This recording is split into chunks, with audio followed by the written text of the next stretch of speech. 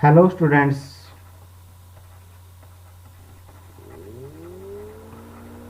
Good evening, नमस्कार। मैं Ravindra Kumar अंगीराज academy पर आप सभी का स्वागत करता हूं। चलिए आज फिर मैं आपके लिए लेके आ गया हूं नेक्स्ट लेक्चर। जो आज का लेक्चर है ये क्लास 10 का ही लेक्चर है। क्लास 10 के अंदर हम जो वर्कशीट पढ़ रहे हैं, जो एक्सरसाइज पढ़ रहे हैं 8.1 पढ़ रहे हैं और 8.1 के हम पहले 10 क्वेश्चन को सोल्व कर चुके हैं और आज हम 11th क्वेश्चन को सोल्व करेंगे, यानी कि लास्ट क्वेश्चन को सोल्व करेंगे। चलिए लास्ट क्वेश्चन को सोल्व करते हैं और पहले पार्ट को यानी कि समझते हैं क्वेश्चन नंबर 11 क्या गिवन है। तो क्वेश्चन नंबर 11 के अंदर गिवन है state whether the following are true और फॉल्स, यानी कि ये कंडीशन आपको गिवन है, ये वाली ये आपको बतानी है कि ट्रू है या फॉल्स है और फिर उसको जस्टिफाई भी करना, जस्टिफाई यूर आंसर। तो आपके आंसर को आपको जस्टिफाई भी करना है कि ऐसा ट्रू है तो किस तरीके से और फॉल्स है तो किस तरीके से। अब यहाँ पर पहला जो पार्ट, अब हम इसको सोल्व करते हैं। देखिए पहले पार्ट में क्या लिखा हुआ है, यहाँ पर पहले पार्ट में लिखा the value of tangent A is always less than 1। तो कहने का मतलब क्या है यहाँ पर कि टेंजेंट ए की वैल्यू जो होगी हमेशा क्या होगी, लेस देन 1 होगी। तो कहने का मतलब ये है, ये आपको बताना है कि ट्रू है या फॉल्स है। तो चलिए इस क्वेश्चन को देखते हैं। ये यहाँ पर जो एक वर्ड है ये इंपॉर्टेंट है, ये वाला वर्ड है जो ऑलवेज है, ये इंपॉर्टेंट है। ऑलवेज का मतलब क्या है कि टेंजेंट ए की हमेशा वैल्यू क्या होगी, लेस देन 1 होगी। तो चलिए इसको हम प्रूव करते हैं कि ऐसा है या नहीं है, इसको देखते हैं। तो सबसे पहले मान लेते हैं जो ये ट्रायंगल आपको दिख रही है इसका हम नाम मान लेते हैं कि ये वाला एंगल ए है इसका, और ये क्या है बी है, और ये क्या है यहाँ पर सी है। तो ये ABC हमारे पास क्या एक राइट एंगल ट्रायंगल है। तो लिख लेंगे यहाँ पर let ABC is a right angled triangle। Right angle triangle है और इसका जो राइट एंगल है राइट एंगल्ड एट बी, और इसका जो राइट एंगल है वो क्या है यहाँ पर बी पर है। अब हमें ये प्रूव करना है यहाँ पर कि ये फॉल्स है ट्रू है। तो सबसे पहले मान लेते हैं लेट साइड्स ऑफ, इसकी जो मान लेते हैं वो साइड्स क्या हैं, लेट साइड्स ए बी है, जो यहाँ पर ए बी है जो एंगल यहाँ पर इसको हमने क्या टेंजेंट ए के साथ में हमसे क्या पूछा है, टेंजेंट ए के लिए पूछी है। तो हम टेंजेंट ए के लिए यहाँ पर क्या होगा, ये वाली जो साइड है ये क्या है एडजेसेंट साइड। ये कौन सी साइड है, ये है एडजेसेंट साइड है, यहाँ पर ये वाली एडजेसेंट साइड है। और जो इसके सामने है ये इस तरीके से, ये वाली क्या है यहाँ पर अपोजिट साइड है, ये क्या है यहाँ पर अपोजिट साइड है। तो लिख लेते हैं हम let sides A B equal to क्या है यहाँ पर, ए बी हम मान लेते हैं यहाँ पर कितनी है 3 सेंटीमीटर, कितनी है यहाँ पर 3 सेंटीमीटर है। एंड हमने यहाँ पर क्या मान लिया, BC को कितना मान लिया है, BC को हमने मान लिया है 4 सेंटीमीटर, कितना मान लिया है 4 सेंटीमीटर। और अब जब हम पाइथागोरस लगाएंगे तो पाइथागोरस थ्योरम से हम क्या निकाल लेंगे, AC की वैल्यू निकाल लेंगे। AC स्क्वायर इक्वल टू क्या होगा यहाँ पर, ये आपको पता है कि हाइपोटेन्यूज की वैल्यू क्या होगी, हाइपोटेन्यूज की जो वैल्यू होगी वो मैं बार बार बता रहा हूं। अब आपको हाइपोटेन्यूज की वैल्यू क्या होगी, अपोजिट साइड का स्क्वायर प्लस में क्या होगा एडजेसेंट साइड का स्क्वायर। तो AC स्क्वायर, AC यहाँ पर हाइपोटेन्यूज है तो AB स्क्वायर लिख देंगे, यहाँ पर क्या आ जाएगा AB का स्क्वायर प्लस में क्या आ जाएगा BC का स्क्वायर, क्या आ जाएगा BC का स्क्वायर यहाँ से। तो AC की वैल्यू निकाल लेंगे, AC स्क्वायर लिखेंगे यहाँ पर और इक्वल टू क्या आ जाएगा, AB की वैल्यू कितनी है 3, तो 3 का स्क्वायर कर देंगे प्लस में क्या आ जाएगा, BC की वैल्यू कितनी है 4 है तो 4 का स्क्वायर कर देंगे। तो AC की वैल्यू कितनी आ गई, यहाँ से सोल्व करने पर AC स्क्वायर की वैल्यू आ गई है 3 का स्क्वायर 9 हो जाएगा और 4 का स्क्वायर कितना 16।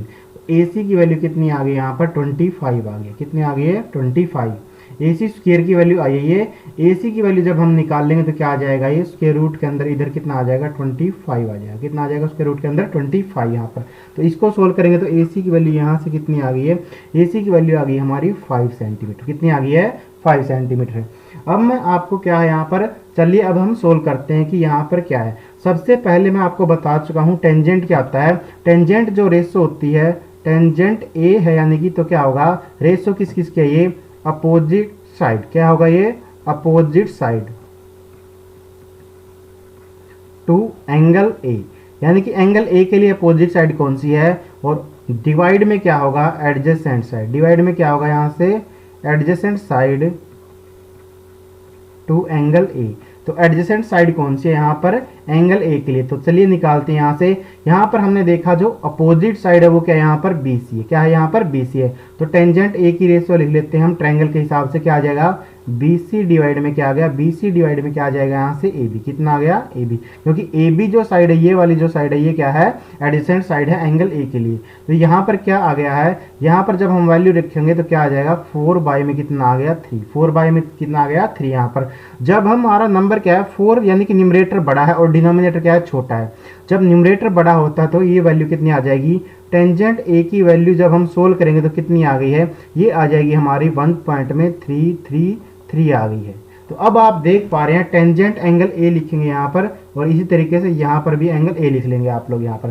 तो टेंजेंट ए की रेशियो कितनी आ गई है 1.33 आ गया, लेकिन इसने आपसे बोला था कि टेंजेंट ए की वैल्यू हमेशा क्या लेस देन, क्या बोला था लेस देन 1 रहनी चाहिए, लेकिन ये रेशियो जो आई है ये सोल्व किया हमने, ये तो क्या आ गई ग्रेटर देन 1 आ गई, क्या आ गई ये ग्रेटर देन 1 है, क्योंकि 1.33 आई है तो इसलिए क्या है वर्ड गड़बड़ जो करा था वो था ऑलवेज वाला। तो लिख देंगे हम यहाँ से, तो देयरफॉर यहां से हम लिख देंगे therefore the value of tangent A is not always less than 1। तो लेस देन 1 नहीं होगी, ये क्या है 1 से ग्रेटर देन हो सकती है, ये क्या 1 से ग्रेटर देन हो सकती है यहाँ पर इस तरीके से। और अगर हमारी साइड मान लो यहाँ पर, अगर मैं आपको समझा रहा हूँ जैसे, तो अगर आपकी साइड क्या है बीसी भी 3 सेंटीमीटर हो जाती है, अगर बीसी भी क्या है 3 सेंटीमीटर हो जाती है यहाँ पर, जैसे अगले पेज पे लिख के दिखा रहा हूँ, अगर यहाँ पर जैसे टेंजेंट ए, इसी केस में बता रहा हूँ टेंजेंट ए क्या था यहाँ पर, टेंजेंट ए की रेशियो क्या थी यहाँ से बीसी डिवाइड में क्या थी यहाँ पर ए बी, बीसी डिवाइड में क्या थी ए बी, और अगर हमारी साइड BC भी 3 हो और AB भी 3 हो तो कितनी रेशियो आ जाएगी 1 आ जाएगी। तो टेंजेंट A क्या है यहाँ पर, टेंजेंट A की वैल्यू क्या है 1 आ जाएगी, टेंजेंट A की वैल्यू क्या आ जाएगी 1 आ जाएगी। इसलिए यहाँ पर मैंने आपको समझाने की कोशिश की है कि टेंजेंट की वैल्यू क्या है, टेंजेंट A की वैल्यू क्या है लेस देन 1 भी हो सकती है, टेंजेंट A की जो वैल्यू है वो इक्वल टू 1 भी हो सकती है, और टेंजेंट A की जो वैल्यू है वो क्या है ग्रेटर देन 1 भी हो सकती है, वो क्या है ग्रेटर देन जो है 1 भी हो सकती है, ये क्या है ग्रेटर देन 1 भी हो सकती है। अब आप यहां पर देख पा रहे हैं, अब आप बोलेंगे यहां पर से देख के कि टेंजेंट ए की वैल्यू लेस देन 1 कैसे होगी, यहां पर टेंजेंट ए की वैल्यू लेस देन 1 कब होगी, तो आप देखिए यहां पर अगर BC यहां पर क्या है AB, बाकी और किसी केस में भी देख सकते हैं हम, BC की वैल्यू यहां पर कितनी हो जाए 2 हो जाए, कितनी हो जाए यहाँ पे 2 हो जाए, तो 2/3 आ जाएगा। अब की बार वैल्यू कितनी आ जाएगी 0.666 आ जाएगी, और ऐसे चलती रहेगी। अब आप देखिए ये 1 से लेस देन वैल्यू आ गई है, तो टेंजेंट ए की जो वैल्यू है वो लेस देन 1 भी हो सकती है। देयरफॉर जो पहला क्वेश्चन था यहाँ पर ये क्या हो गया आपका फॉल्स हो गया, ये क्या हो गया आपका जो आंसर आएगा ये क्या आ गया फॉल्स आ गया, क्योंकि ऑलवेज नहीं होता यहाँ पर, ऐसे ये सिचुएशन थी। यहाँ पर वैल्यू तीनों पॉसिबल है, 1 से ग्रेटर देन भी पॉसिबल है, और जैसा मैंने यहाँ पर बताया 1 भी हो सकती है, और क्या है यहाँ पर 1 से लेस देन भी हो सकती है। डिपेंड किसके ऊपर करेगा, अगर हमारा न्यूमरेटर क्या है, अगर हमारा न्यूमरेटर ग्रेटर देन है डिनोमिनेटर से, तो वैल्यू क्या आएगी, जो वैल्यू आएगी वो क्या आएगी ग्रेटर देन 1 आएगी। अगर हमारा न्यूमरेटर और डिनोमिनेटर क्या इक्वल है तो वैल्यू क्या आएगी इक्वल टू 1 आएगी, जो टेंजेंट ए की रेशियो आएगी यहाँ पर। और उसके बाद अगर हमारा न्यूमरेटर क्या है लेस देन डिनोमिनेटर से, तो क्या आएगी ये जो रेशियो आएगी टेंजेंट ए की, ये क्या आएगी लेस देन 1 आएगी। तो ये आपके 3 केस मैंने बताए हैं इस तरीके से। उम्मीद है आपको ये क्वेश्चन समझ में आ गया होगा। तो आप यहाँ पर पीछे वाला आंसर लिख देंगे। आपको एक कंडीशन ऐसी प्रूव करनी थी कि जो जिसमें क्या वैल्यू लेस देन 1 ना हो, ग्रेटर देन 1 हमने प्रूव कर दिया। तो इस तरीके से ये आपका जो 11th का पहला पार्ट आपका सोल्व हो चुका है।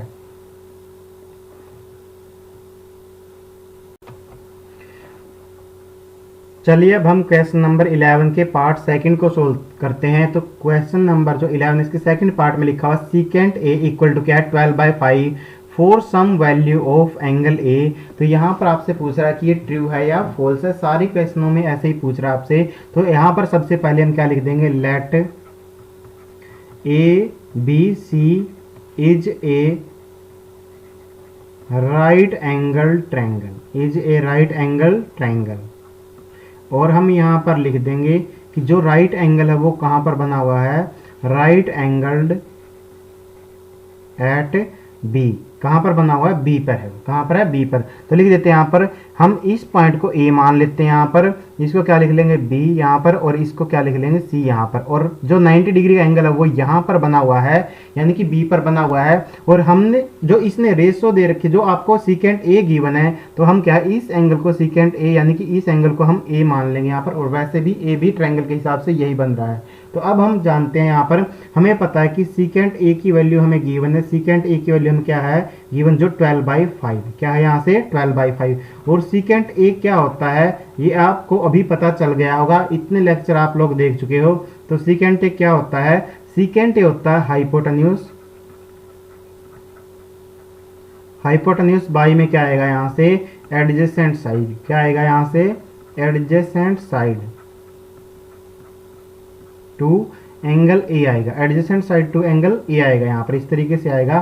तो अब आप देख पा रहे हैं यहाँ पर अगर इस ट्रायंगल के हिसाब से देखें तो यहाँ से क्या आ जाएगा, यहाँ पर हाइपोटेन्यूज क्या है ए सी है, और जो एडजेसेंट साइड है वो क्या है ए बी है, क्या है यहाँ पर ए बी है। अगर हम यहाँ से मान लेते हैं, लेट यहाँ से ए बी को हम मान लेते हैं, ए बी इक्वल टू क्या है 5K है, क्या है यहाँ पर 5K है। तो देन क्या हो जाएगा, देन यहाँ से हो जाएगा जो AC की वैल्यू है वो कितनी हो जाएगी, AC की वैल्यू हो जाएगी आपकी 12K, कितनी हो जाएगी यहाँ से 12K। अब आप लोग जानते हैं तो क्या करेंगे हम, यूजिंग पाइथागोरस थ्योरम, क्या करेंगे यूजिंग पाइथागोरस थ्योरम। तो पाइथागोरस थ्योरम का यूज करेंगे हम यहाँ पर, और पाइथागोरस थ्योरम का यूज करके यहाँ से निकाल लेंगे हम BC की वैल्यू निकाल लेंगे, किसकी निकाल लेंगे BC की वैल्यू। तो यहाँ से लिखेंगे AC स्क्वायर इक्वल टू क्या आ जाएगा यहाँ से AB का स्क्वायर प्लस में क्या आ जाएगा BC स्क्वायर आ जाएगा, प्लस में क्या आ जाएगा BC स्क्वायर आ जाएगा इस तरीके से। तो AC की वैल्यू कितनी है हमारे पास में 12K है, कितनी है यहाँ पर 12K का स्क्वायर है यहाँ पर, इक्वल टू कितना आ गया यहाँ से AB का स्क्वायर क्या है यहाँ पर 5K, AB का है यानी कि 5K का स्क्वायर कर देंगे, प्लस में क्या आ जाएगा BC स्क्वायर हमारे पास नहीं है तो इसको यूं ही लिखेंगे। अब इसके बाद 12 का स्क्वायर कितना हो जाएगा 144 क्या हो जाएगा K स्क्वायर हो गया, क्या हो गया K स्क्वायर। उसके बाद में इक्वल टू लिखेंगे 5 का स्क्वायर कितना हो गया 25 और K स्क्वायर आ जाएगा, ये क्या आ जाएगा यहाँ से K स्क्वायर, प्लस में क्या है BC स्क्वायर है, प्लस में क्या है BC स्क्वायर। अब आप यहाँ से BC की वैल्यू निकालेंगे तो 144 K स्क्वायर और माइनस में क्या आ जाएगा यहाँ से 24 K स्क्वायर आ गया, क्या आ गया 25 K स्क्वायर आ गया, इक्वल टू कितना आ जाएगा BC स्क्वायर, क्या आ गया है BC स्क्वायर। और BC की हम वैल्यू निकालेंगे तो क्या आ जाएगा यहाँ से 14 में से 5 सब्ट्रैक्ट करेंगे कितना आ जाएगा 9 यहाँ पर, और उसके बाद यहाँ पर 13 में से 3 में से 2 जाएगा तो कितना बचा 1 यहाँ पर, और 1 एज इट इज, तो क्या आ गया यहाँ पर 119 क्या आ गया K स्क्वायर आ गया। और इसके ऊपर हम क्या लगा देंगे स्क्वायर रूट, क्या लगा देंगे हम यहाँ पर स्क्वायर रूट। अब आप लोग जानते हैं यहाँ पर कि 11 का स्क्वायर क्या होता है, 11 का स्क्वायर कितना होता है यहाँ से 121 होता है, कितना होता है 121 होता है। तो आप यहाँ पर देख पाएंगे जब हम सोल्व करेंगे इसको स्क्वायर रूट को तो कितना आ जाएगा, ये अप्रोक्सीमेट में 10.9 के आसपास आएगा, 10.9 के आ जाएगा, क्या आ जाएगा यहाँ से 10.9 के आ जाएगा। अब यहाँ पर मैंने आपको 6th क्लास के अंदर जो बेसिक के वीडियो करवाए थे वहाँ पर एक प्रॉपर्टी बताई थी कि ट्रायंगल की जो साइड होती है अगर आपको उसकी वैल्यू निकालनी है तो वो क्या होती है यहाँ पर, जैसे यहाँ पर आपको ट्रायंगल गिवन थी इस तरीके से ये वाली, तो यहाँ पर इसकी जो वैल्यू है वो कितनी है 12K थी यहाँ पर, और जो यहाँ पर थी वो हमने कितनी निकाली लगभग 10.9 में लिख रहा हूँ, वैसे 11 के आसपास 10.9 है अप्रोक्सीमेट, और वैसे 11 भी लिख सकते हैं। और जो ये वैल्यू थी ये कितनी थी 5K थी, ये कितनी वैल्यू थी 5K। अब हम अगर इसकी साइड की वैल्यू निकालना चाहते हैं तो ये क्या पॉसिबल हो सकती है ट्रायंगल की फॉर्मेशन के लिए, क्योंकि ये आपको रूल पता होना चाहिए कि ट्रायंगल कब बन सकती थी। तो यहाँ पर देखिए, यहाँ पर मैंने आपको प्रॉपर्टी बताई थी कि A माइनस जो B है यहाँ पर, यानी कि सॉरी स्मॉल में लिखेंगे इनको स्मॉल में लिखेंगे इस तरीके से।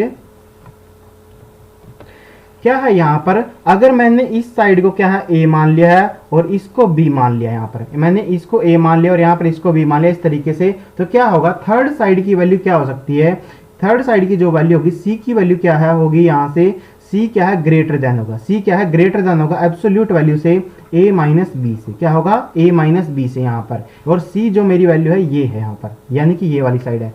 इसी तरीके से क्या होगा सी लेस देन किससे होगा, सी की वैल्यू लेस देन किससे होगी, ए प्लस में बी के सम करेंगे और उसका भी क्या लिखेंगे, एब्सोल्यूट, यानी कि क्या निकालेंगे, एब्सोल्यूट वैल्यू। तो अब आप देखिए यहाँ पर ए माइनस बी का डिफरेंस निकालेंगे यहाँ से, तो क्या आ जाएगा, दिस इंप्लाइज के अंदर लिखेंगे तो सी ग्रेटर देन क्या होना चाहिए, सी ग्रेटर देन किससे होना चाहिए यहाँ से, तो देखिए जो बड़ी साइड है उसको पहले लिखेंगे 12 के लिख लेंगे, वैसे भी एब्सोल्यूट है यहाँ पर, और माइनस में क्या लिख लेंगे 5 के, माइनस में क्या लिख लेंगे 5 के। तो सी किससे ग्रेटर देन होना चाहिए, सी होना चाहिए आपका 7 के से ग्रेटर देन होना चाहिए, 7 के से क्या होना चाहिए, ग्रेटर देन होना चाहिए। और लेस देन किससे होना चाहिए, सी की वैल्यू लेस देन होनी चाहिए यहाँ पर, यानी कि 5 के प्लस में क्या है यहाँ पर, 5 के प्लस में 12 के, 5 के प्लस में 12 के, इससे क्या होनी चाहिए, छोटी होनी चाहिए। तो सी लेस देन किससे होना चाहिए, होना चाहिए आपका 17 के से, किससे होना चाहिए 17 के से। यानी कि अगर आपकी साइड की वैल्यू 7 के से लेस देन आ जाती है, 7 के भी आ जाती है, तब भी आपकी ट्रायंगल पॉसिबल नहीं थी। लेकिन जो हमारी जो थर्ड साइड आई थी वो यहाँ पर कितनी आई थी, 10.9, इसलिए ये क्या है, देयरफॉर क्या लिख देंगे आप यहाँ से, देयरफॉर जो यहाँ पर गिवन था वो अब आप आगे लिख दीजिए, देयरफॉर सेकेंड ए जो है यहाँ पर, ये क्या है आपकी जो स्टेटमेंट है, ये क्या है आपकी ट्रू है, ये क्या है आपकी वैल्यू क्या है, ट्रू है। ट्रू क्यों है, ये मैंने आपको रीजन अच्छे से समझा दिया कि ऐसा क्यों हुआ है, इस तरीके से मैंने आपको बताया। और ये 6th क्लास का कंसेप्ट मैंने आपको बताया कि ऐसा क्यों होता है। अगर यहाँ पर वैल्यू क्या है 7 के से भी आ जाती या 7 के से लेस देन होती, जैसे 6 के आ जाती, यहाँ पर क्या आ जाती 6 के, पाइथागोरस फॉर्म लगाने के बाद अगर ऐसा हो जाता है तो फिर ये ट्रायंगल क्या है, पॉसिबल नहीं होती, फिर ये क्या है, ट्रायंगल पॉसिबल नहीं होती। इसलिए ये वाली स्टेटमेंट क्या है, ट्रू है, ये वाली स्टेटमेंट क्या है, ट्रू। आप इस तरीके से उसको एक्सप्लेन करके और बता देंगे। और इस तरीके से आपका ये जो क्वेश्चन नंबर 11 है इसका सेकंड पार्ट भी सोल्व हो गया है। चलिए अब हम क्वेश्चन नंबर 11 के पार्ट 3 को सोल्व करते हैं। तो पार्ट 3 के अंदर क्या लिखा हुआ है, यहाँ पर लिखा हुआ है cos A is the abbreviation used for cosecant A of angle A. तो ये आपको बोल रहा है और ये बताना आपको ट्रू है या फॉल्स है। तो आप सभी जानते हैं जो cos A है, cos A को हम क्या लिखते हैं, cos A किसकी ये एब्रीविएशन होती है, cos A is the abbreviation of cosine to the angle A. तो जो cos A होता है ये किसकी एब्रीविएशन होती है, ये एब्रीविएशन होती है cosine to the angle A की होती है। और यहाँ पर इसने बोला था कि cos A जो एब्रीविएशन है वो किसके लिए होती है, कोसिकेंट के लिए यूज होती है, cosecant of the angle A होती है। लेकिन ऐसा नहीं है, तो किसके लिए यूज होती है, कोसाइन के लिए यूज होती है। और जो कोसिकेंट लिखा है यहाँ पर इसने, यहाँ पर जो लिखा है cosecant of angle A, cosecant of angle ए, जो ये एब्रीविएशन है, जो ये वाली यूज होती है, ये यूज होती है is used for cosecant A. तो ये जो कोसिकेंट ऑफ एंगल ए है ये आपकी किसके लिए यूज होती है, ये यूज होती है is used for cosecant A के लिए। तो इसका मतलब क्या है, जो अबो स्टेटमेंट है ये क्या है, ये क्या है, फॉल्स है। ये क्या है, फॉल्स है। क्यों फॉल्स है, क्योंकि यहां पर मैंने बताया cos A किसके लिए यूज होता है, cosine to the angle A के लिए यूज होता है, जबकि इसने बोला था किसके लिए यूज होता है, कोसिकेंट ऑफ एंगल A के लिए यूज होता है। तो लिख देंगे आप यहाँ पर क्या है, ये फॉल्स है, ये क्या है, फॉल्स है। यहाँ पर इस तरीके से आप उसको समझा देंगे कि ऐसा नहीं है, इसलिए ये क्या है, फॉल्स है। चलिए अब हम जो है क्वेश्चन नंबर 11 के पार्ट 4 को देखते हैं। यहाँ पर पार्ट 4 के अंदर क्या लिखा हुआ है, यहाँ पर लिखा कोट ए है is the product of cot and A. तो क्या कहने का मतलब है, जो कोट ए लिखा हुआ है आपको बोल रहा है कोट ए का मतलब क्या है, यहाँ पर कोट मल्टीप्लाई में क्या है, ए है, ये आपको बोल रहा है और ये बताना आपको ट्रू है या फॉल्स है, इस तरीके से बोलना चाहता है।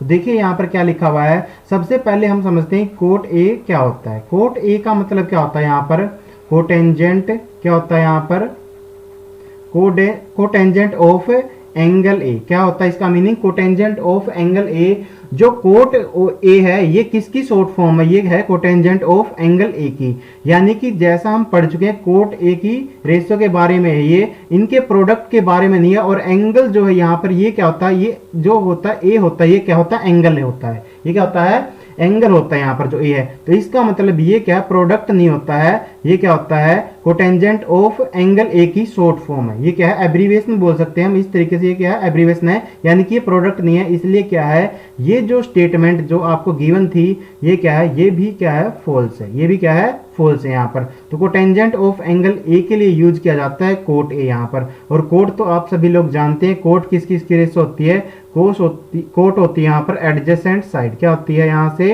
Adjacent side to angle A, और डिवाइड में क्या आ जाएगा, डिवाइड में आ जाएगा यहाँ से अपोजिट साइड। क्या आ जाएगा यहाँ से, opposite side to angle A आ जाएगा।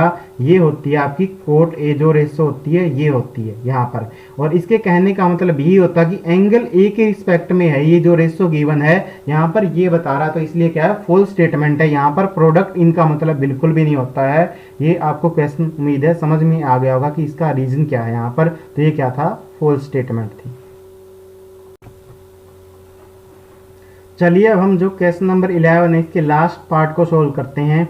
और इस एक्सरसाइज के भी लास्ट पार्ट है जो क्वेश्चन नंबर 11 का 5th पार्ट, उसको सोल्व करते हैं। चलिए देखते हैं यहाँ पर क्या लिखा हुआ है। यहाँ पर अब की बार लिखा हुआ साइन थीटा इक्वल टू क्या है, 4/3 है फॉर सम एंगल थीटा। तो अब यहाँ पर देखिए, सबसे पहले हम लिखते हैं लेट, यहाँ पर लिख लेते हैं let A B C is a right angle triangle, right angle triangle, comma लगाएंगे, angle B is a right angle. Angle B है जो वो यहाँ पर क्या है, वो आपका राइट एंगल है। वो क्या है यहाँ पर, राइट एंगल है, यानी कि वो 90 डिग्री है यहाँ पर। तो चलिए बी पर यहाँ पर लिख दीजिए, बी यहाँ पर क्या एंगल 90 डिग्री का है। आप इसको कुछ भी लिख सकते हैं, ए भी लिख सकते हैं, तो ए ही लिख देता हूँ मैंने। ज़्यादातर क्वेश्चन के अंदर इसको ए ही लिया है, तो ए लिख देता हूँ यहाँ पर। और ये क्या है, सी है। और ए की वैल्यू क्या लिख लेता हूँ यहाँ पर, ए की जगह पर अब की बार क्या है गिवन आपको, थीटा। तो आप इस एंगल को क्या लिख लीजिए, थीटा लिख लीजिए इस तरीके से। तो ये क्या है, एंगल ए है जो हमारा क्या हो गया, थीटा। अब चलिए देखते हैं एंगल ए के हिसाब से यहाँ पर साइन थीटा हमसे गिवन था। साइन थीटा इक्वल टू क्या है, 4/3 था। यहाँ पर साइन थीटा की वैल्यू कितनी थी, 4/3 थी यहाँ पर। अब हमें पता है साइन थीटा किसकी रेशो होता है, साइन थीटा जो रेशो होता है वो किसकी होता है, वो यहाँ पर रेशो होता है किसकी, ये होता है अपोजिट साइड। क्या होता है यहाँ पर, opposite side to angle A. और डिवाइड में क्या आ जाएगा, डिवाइड में आ जाएगा आपका हाइपोटेन्यूज। क्या होता है, आ जाएगा डिवाइड में हाइपोटेन्यूज यहाँ पर। और मैं बार बार बता चुका हूँ, जब मैंने आपको ये क्वेश्चन बोर्ड पे करवा रहा था इस एक्सरसाइज के, वहां भी मैं आपको बता रहा था कि जो एंगल 90 डिग्री को बनाने वाली साइड है, जो ये इस तरीके से क्या है, ये वाली साइड है जो ये इसको एंगल 90 को बनाने वाली, और जो ये साइड है ये भी क्या है यहाँ पर 90 डिग्री को बनाने वाली साइड है। यानी कि ये जो दोनों हैं ये लेग ऑफ एंगल्स है, ये क्या है, लेग्स ऑफ एंगल्स है यहाँ पर। तो ये जो तीसरी साइड, जो थर्ड साइड बची है, इसको मैं मार्क कर रहा हूँ यहाँ पर। चलिए ग्रीन के साथ मार्क कर रहा हूँ। तो ये क्या होती है, हाइपोटेन्यूज होती है। क्या होती है यहाँ पर, हाइपोटेन्यूज है यहाँ पर। तो अगर ये हाइपोटेन्यूज है तो आपको पता होगा यहाँ पर इसका स्क्वायर और इसका स्क्वायर इक्वल टू क्या होता है, हाइपोटेन्यूज का स्क्वायर होता है। यानी कि हाइपोटेन्यूज कहने का मतलब क्या है, हमारी सबसे बड़ी साइड होती है। यहाँ पर अगर हम कंपेयर करें, side opposite to angle A क्या आ जाएगी, यहाँ से बी सी आ गया है, और यहाँ से क्या आ गया, डिवाइड में क्या आ जाएगा, ए सी। डिवाइड में क्या आ गया, ए सी। तो यहाँ पर अगर हम एंगल इसको let B C equal to हमने क्या मान लिया, 4K। क्या मान लिया यहाँ पर, 4K। तो ए सी हमारा कितना आ गया है, ए सी इक्वल टू कितना आ जाएगा, 3K। A C equal to कितना आ गया, 3K। तो लिखा देंगे using Pythagoras theorem, using Pythagoras theorem in triangle A B C. तो ए बी सी जो ट्रायंगल है इसके अंदर हम पाइथागोरस थ्योरम लगा रहे हैं। तो क्या आ जाएगा, ए सी का स्क्वायर, ए सी का स्क्वायर इक्वल टू क्या आ जाएगा, यहाँ से ए सी स्क्वायर इक्वल टू कितना आ जाएगा, बी सी का स्क्वायर प्लस में क्या आ जाएगा, ए बी का स्क्वायर प्लस में क्या आ जाएगा, ए बी का स्क्वायर। अब देखिए यहाँ पर ए सी की वैल्यू कितनी है आपके पास में, 3K। कितनी है यहाँ पर, 3K। 3K का स्क्वायर आ जाएगा, यहाँ पर कितना आ गया, 4K का स्क्वायर प्लस में कितना आ जाएगा, ए बी का स्क्वायर प्लस में कितना आ गया, यहाँ से ए बी का स्क्वायर यहाँ पर। तो चलिए अब हम इसको सोल्व करते हैं। तो ए बी स्क्वायर हमारे पास कितना आ जाएगा, A B square equal to कितना आ गया, 9K स्क्वायर आ जाएगा। और यहाँ से 4K स्क्वायर को जब हम राइट में लेके जाएंगे तो कितना आ जाएगा, 16K का स्क्वायर आ जाएगा। कितना आ जाएगा, 16K का स्क्वायर आ जाएगा। अब ए बी स्क्वायर की वैल्यू आप देख पा रहे हैं, ये क्या आ माइनस का 7K का स्क्वायर आ गया। क्या आ गया, यहाँ से माइनस का 7K स्क्वायर आ गया है। और ए बी की वैल्यू कितनी आ गई है, स्क्वायर रूट के अंदर क्या आ गया, -7k का स्क्वायर। कितना आ गया है, -7k का स्क्वायर यहाँ पर। अब आप देख पा रहे हैं जब हमने चैप्टर नंबर 4 पढ़ा था, जब हमने क्या पढ़ा था, चैप्टर नंबर 4, वहां पर हमने एक इक्वेशन का यूज किया गया था b² - 4ac, और इसका नाम हमने दिया था डिस्क्रिमिनेंट। इसका नाम हमने क्या दिया था, डिस्क्रिमिनेंट। तो वहां पर हमने देखा था कि b² की वैल्यू हमारी क्या होनी चाहिए, ग्रेटर देन 0 हो सकती है, इक्वल टू क्या हो सकती है, 0 हो सकती है। तो आप यहाँ पर देख पा रहे हैं कि स्क्वायर रूट के अंदर वैल्यू क्या आ गई, नेगेटिव आ गई, माइनस का 7k स्क्वायर आ गया, और ये हमारे सिलेबस में नहीं है, इसलिए हम क्या लिखेंगे, सो -7k रूट के अंदर क्या है, ये ए बी की value, A B value of A B, value of A B, और आगे लिख रहा हूं मैं इसको, is not possible, is not possible for given sine theta equal to 4/3। तो देयरफॉर क्या लिख देंगे हम यहाँ से, therefore this value of, therefore this value of sine theta, वैसे ऊपर लिख दिया है, इज नॉट पॉसिबल। ये क्या है, पॉसिबल होगी नहीं, इसलिए हम यहाँ पर क्या लिख देंगे, ये जो स्टेटमेंट जो गिवन थी आपकी, ये क्या थी, फॉल्स थी, ये भी क्या थी, फॉल्स थी यहाँ पर। तो चलिए अब यहाँ पर जो फिफ्थ स्टेटमेंट थी क्या थी, फॉल्स थी। उम्मीद है आप लोगों को क्वेश्चन समझ में आ गया होगा, जो पार्ट 5 था ये भी, और ये मैंने आपको करके दिखाया कि जो माइनस के अंदर वैल्यू बच गई है, और वैसे भी आप जनरली भी अगर आपका ये क्वेश्चन क्या है, असर्शन रीजन के अंदर आता है, तो वहां पर आप डायरेक्ट टिक कर देंगे कि ये वैल्यू पॉसिबल नहीं है, क्योंकि आप सभी को पता होना चाहिए कि हाइपोटेन्यूज सबसे बड़ी साइड होती है एक राइट एंगल ट्रायंगल के अंदर, एक राइट एंगल ट्रायंगल के अंदर हाइपोटेन्यूज सबसे बड़ी साइड होती है। इनकी वैल्यू जो है हमेशा जो यहाँ पर आएगी अपोजिट साइड की आएगी, और जो एडजेसेंट साइड की आएगी ये हमेशा हाइपोटेन्यूज से क्या होनी चाहिए, लेस देन होनी चाहिए, हमेशा क्या होनी चाहिए, लेस देन होनी चाहिए। और जैसा मैंने अभी आपको समझाया था क्वेश्चन नंबर इसके सेकंड पार्ट में, वैल्यू कैसे निकालते हैं, कहां से रेंज एग्जिस्ट करेगी, तो मैंने आपको क्वेश्चन नंबर 2 के अंदर बताया था। बाकी जो है आप यहाँ पर इसका बेसिक मैंने आपको अपने जो पहले 2 लेक्चर करवाए थे, मैंने इसके अंदर बेसिक के नाम से, यहाँ पर उनके अंदर आपको मैंने इनका पूरा बेसिक पढ़ा था कि ये किसकी एब्रीविएशन और ये किसकी शॉर्ट फॉर्म में यूज करेंगे, और साइन ए क्या होता है, कोस ए क्या होता है, वहां पर कोस सी क्या होता है, साइन सी क्या होता है अगर एंगल बी 90 डिग्री है। तो आप उन लेक्चर्स को भी देख लीजिए। बस आज हम यहीं तक पढ़ेंगे, मिलते हैं आपसे नेक्स्ट वीडियो के अंदर। Thank you very much, thank you very much. जय हिंद, जय भारत, वंदे मातरम और जय श्री राम।